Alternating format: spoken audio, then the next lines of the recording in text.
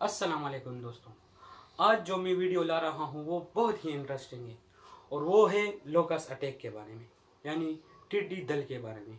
आप लोगों को पता होगा कि टिड्डी दल का हमला पाकिस्तान, इंडिया, ईरान और अभी अफगानिस्तान में भी एंटर हो रहा है। तो इसके बहुत से असरात है हमारे फार्मर्स कम्युनिटी पे, जो हमारा क्रॉप है उसको बहुत नुकसान पहुंचा रहे हैं। तो आइए जानते हैं आखिर में ये लोकस्ट है क्या। अच्छा जी, लोकस्ट है क्या? लोकस्ट, ग्रास हॉपर और क्रिकेट, ये तीनों एक ही फैमिली से बिलोंग करते हैं।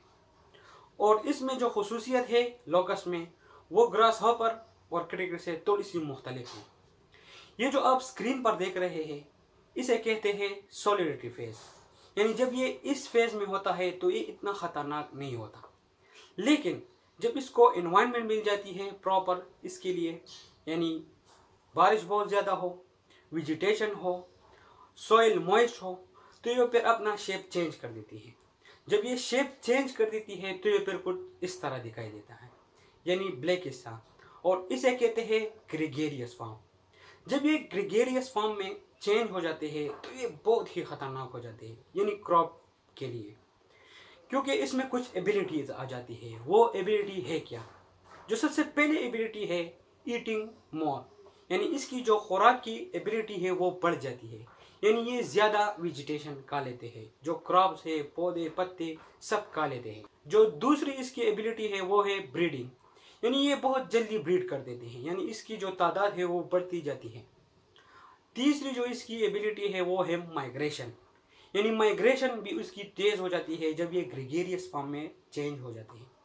अंदाजा लगाया गया है कि अगर पेशावर से ये स्टार्ट हो जाए और इस्लामाबाद तक पहुंचेंगे तो 24 घंटों में ये पेशावर से इस्लामाबाद तक पहुंच जाएंगे। और जब जो फासला ये तय करती है वो है 149 किलोमीटर, लगभग 150 किलोमीटर।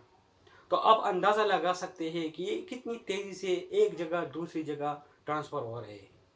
और इसके साथ साथ ब्रेन का साइज जो है वो बढ़ जाता है। तो ये कुछ एबिलिटीज़ है ये इसमें आ जाती है, ये जब ग्रेगेरियस फॉर्म में होता है, यानी स्वॉर्म की शक्ल में होता है।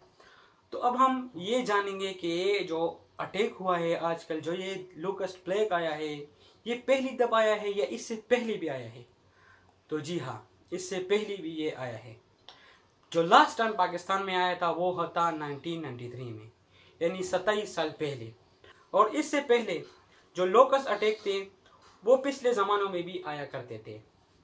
जो इजिप्ट में जो एक्सकेवेशन हुई है, जो वहाँ पे जो मज़ारात है, उसके जो पुराने मज़ारात है उसमें से भी लोकस्ट के ये जो ड्राइंग है ये वहाँ पर मिले हैं। तो इससे अंदाज़ा लगाया जा सकता है कि ये कुछ 1400 BC पहले भी आया करते थे। और इसका जिक्र बाइबल और कुरान में भी आया है। कुरान में जो आयत आई है वो है सूरह अल अराफ की आयत नंबर 133, और जो बाइबल में जिक्र आया है तो वो 2000 BC के लगभग का है। अच्छा, जो आजकल जो अटैक आया है पाकिस्तान, इंडिया, अफगानिस्तान में, तो ये किन वजूहात की वजह से आया है, यानी इसके काजेस क्या है? आप लोगों को मैं बताऊं कि एक डेजर्ट है रुब अल खाली। ये डेजर्ट लाई करता है अरेबियन पेनिनसुला में, यूएई में, ईरान के कुछ हिस्सों में। तो यहाँ पर एक साइक्लोन आया जिस साइक्लोन का नाम था मिकीनो।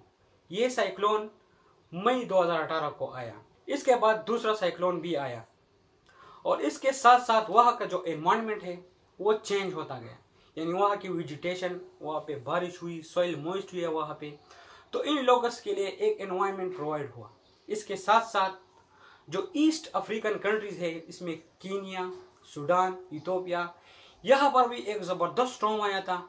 ये आप देख रहे हैं अपनी स्क्रीन पर, इस जगह पे स्टॉर्म आया था जिसकी वजह से वहाँ पे जो लोकस्ट है उसको एक एनवायरनमेंट प्रोवाइड हुआ, जिसकी वजह से वो ग्रो करते गए और अपने स्वॉर्म बनाते गए। फिर इसके साथ साथ ये स्वॉर्म माइग्रेशन करते चले गए। पहली दफ़ा जब ये माइग्रेट करते गए तो ये ईरान से पाकिस्तान तक आए, और फिर पाकिस्तान से अभी ये इंडिया तक जाएंगे। और ये अंदाज़ा लगाया गया है कि ये इसी महीने, यानी अभी जून का महीना है, जून के महीने आखिर में भी ये एक और अटैक कर सकता है। इस वीडियो का जो अहम पॉइंट है वो, हमारे इस वीडियो का मकसद भी यही था कि हम अहम पॉइंट पे आए कि पाकिस्तान पे इसका क्या इम्पैक्ट है। तो पाकिस्तान पे इसका बहुत ही बड़ा इम्पैक्ट है। FAO food and agriculture organization ने पाकिस्तान को वार्निंग दी है, अगर आपने इस लोकस्ट को कंट्रोल नहीं किया तो आपकी इकोनॉमी को बहुत डैमेज दे सकता है। अंदाज़ा लगाया गया है कि 37% जो लैंड है या वेजिटेशन है उसको ये इफेक्ट कर सकता है, जिसमें 60% बलूचिस्तान, 25% सिंध और 15% पंजाब में है। अभी तक जो पंजाब में एरिया डैमेज किया है वो है 715 एकड़ ज़मीन। तो आप अंदाज़ा लगा सकते हैं कि ये कितना नुकसान देगा हमें। और जो एस्टिमेशन लगाया गया है पैसों की तो वो है $1.3 बिलियन। जी हाँ, $1.3 बिलियन। FAO ने पाकिस्तान को ये भी कहा है कि कोरोना ने जितना आपको नुकसान नहीं दिया इकोनॉमी को, ये लोकस्ट आपको बहुत नुकसान दे सकता है। और हमारे पाकिस्तान में 2 किस्म के क्रॉप हैं, एक को कहते हैं रबी क्रॉप और दूसरा को कहते हैं खरीफ क्रॉप। खरीफ क्रॉप वो क्रॉप होता है जो ज़्यादातर गर्मियों में उगते हैं और रबी क्रॉप ज़्यादातर सर्दियों में। अंदाज़ा लगाया गया है कि खरीफ क्रॉप से कम 459 अरब रुपए का नुकसान दे सकता है। तो आप अंदाज़ा लगाइए कितना बड़ा नुकसान है। और जो रबी क्रॉप है वो है 360 अरब रुपए। तो अगर पाकिस्तान ने इसके लिए कुछ सलूशन, कोई हल नहीं निकाला तो ये हमारी इकोनॉमी को बहुत डैमेज कर सकता है। और बलूचिस्तान में 40% एग्रीकल्चर जो लेबर है ये भी इससे मुतासिर हो सकता है, यानी बहुत बड़ा इम्पैक्ट पड़ सकता है। हमारा वज़ीर-ए-आज़म इमरान खान ने 1 फरवरी 2020 को इमरजेंसी नाफिज की थी इसके बारे में, और जनरल कमर जावेद बाजवा ने भी इसके बारे में एक बयान दिया था कि आर्मी इसके लिए तैयार है और ये फार्मर्स को जो इफ़ेक्ट हुए इससे इसको कुछ फैसिलिटीज़ देंगे, इसको कुछ स्प्रे देंगे ताकि ये इसको हल कर सकें। अच्छा जी, जो अहम पॉइंट है वो है सलूशन, यानी हम इसको किस तरह हल करेंगे। तो इसके कुछ मेथड हैं, उस मेथड से हम इस प्रॉब्लम को हल कर सकते हैं। जो सबसे पहला मेथड है वो है स्प्रे करना, यानी आप इंसेक्टिसाइड और पेस्टिसाइड स्प्रे करें इन पे तो ये मर जाएंगे। लेकिन इसका एनवायरनमेंट पे बहुत बुरा इफेक्ट पड़ेगा, क्योंकि वो आसपास की आबादी पे जब आप ये स्प्रे करेंगे तो उस पर बहुत बड़ा इफेक्ट पड़ेगा, यानी लोग बीमार होते जाएंगे और ये पानी में हल हो जाएगा जो पीने का पानी है, तो इससे बहुत से लोगों को बीमारियां आ सकती हैं। जो दूसरा हमारे साथ सोल्यूशन है वो है नेचुरल प्रीडेटर। नेचुरल प्रीडेटर है क्या? नेचुरल प्रीडेटर में आता है बर्ड्स, वेस्प और लिजर्ड जिस तरह होते हैं, छिपकलियाँ, वो है। अगर ये इसको खा ले तो इससे भी तादाद कम हो सकती है। लेकिन आप लोगों को मैं बताऊं कि लोकस्ट के एक स्वाम में 15 करोड़ तक लोकस्ट होते हैं। तो आप अंदाज़ा लगाएं कि प्रीडेटर, वेस्ट या लिजर्ड कितना खाएं, जो कि नामुमकिन है। जो तीसरा सोल्यूशन है वो है मेक नॉइस, यानी आप आवाज़ क्रिएट करें किसी जगह पे जहाँ पे ये आए होते हैं। मैं आपको एक वीडियो दिखाऊंगा जिसमें फार्मर ये टेक्निक अप्लाई करते हैं।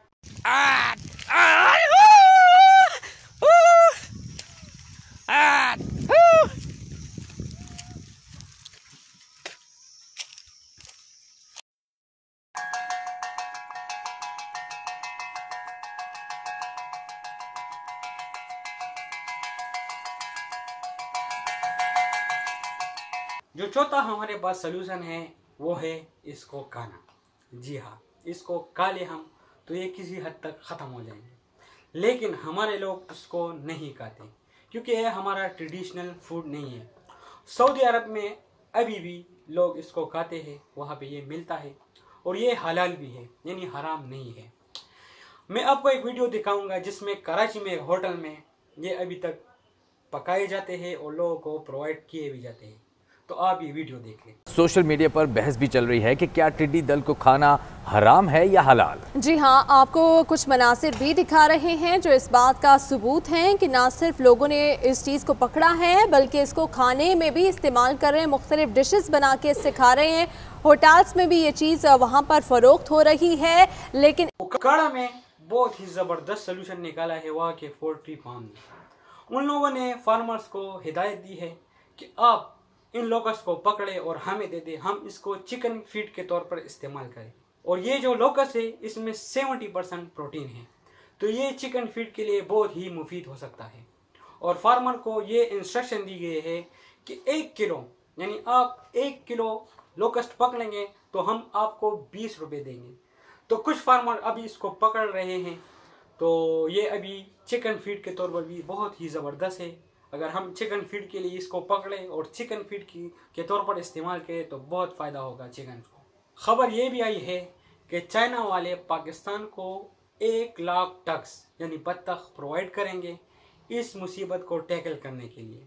लेकिन अभी तक इस बात की कोई भी तस्दीक नहीं हुई है, क्योंकि हुकूमत ने इसको मुस्तरद किया है कि इस तरह का कोई भी इमदाद चाइना की तरफ से नहीं आ रहा है। अगर हम ये सोल्यूशन अप्लाई करें, यानी सबसे जो इफ़ेक्टिव सोल्यूशन वो मालूम होता है तो वो है स्प्रे करना। अगर हुकूमत फार्मर्स को स्प्रे प्रोवाइड करे तो वो इस पर स्प्रे करके इसको कुछ हद तक कम कर सकते हैं। तो जी दोस्तों, कैसी लगी आपको हमारी वीडियो? अगर आपको हमारी वीडियो पसंद आई तो हमारे चैनल को सब्सक्राइब करें और बेल आइकन पर प्रेस करें ताकि आपको आने वाली वीडियो की नोटिफिकेशन मिलती